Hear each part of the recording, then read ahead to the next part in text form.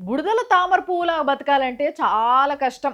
కావాలంటే ఈ డీజే ప్లేయర్‌ని చూడండి మీకు అర్థమైపోతది. Saddle up and dance.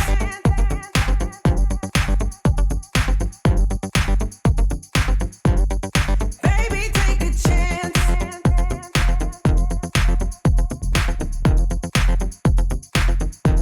This kind of needs romance.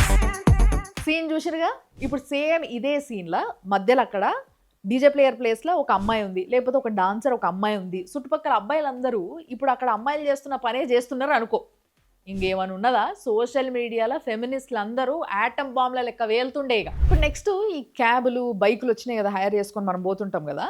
So, అట్లాంటివి వీకెండ్‌కొచ్చేసరికి వాళ్ళ సిట్యుయేషన్ ఎట్లుంటుంది అంటే, ఇప్పుడు బాగా పబ్బులల్లో తాగేసి ఇంటికి పోవాలంటే బుక్ చేసుకుంటారు. బుక్ చేసుకొని క్యాబులు బుక్ చేసుకునే పరిస్థితి అది అది కథ వేరు. సరే బైకులు బుక్ చేసుకుంటారు కొంతమంది.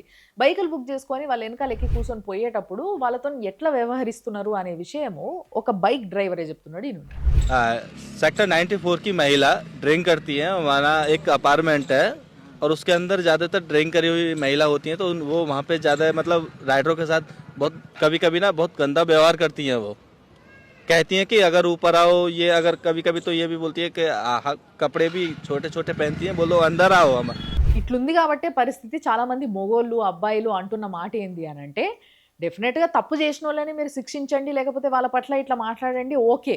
కానీ ఏవైతే చట్టాలున్నాయో అవి కూడా మొత్తం బయాస్డ్‌గా ఉన్నాయి ఆడోళ్ళకి. దానివల్ల అవిటిని వాడుకొని అడ్వాంటేజ్‌గా తీసుకొని ఇష్టం వచ్చినట్టుగా అన్యం పుణ్యం తెలవనోడిని పట్టుకొని కూడా వాళ్ళ మీద ఫేక్ కేసులు పెడతా ఉంటారు. దానివల్ల వాళ్ళ కెరియర్ నాశనం అయిపోతది. లైఫే ఖరాబ్ అయిపోతది.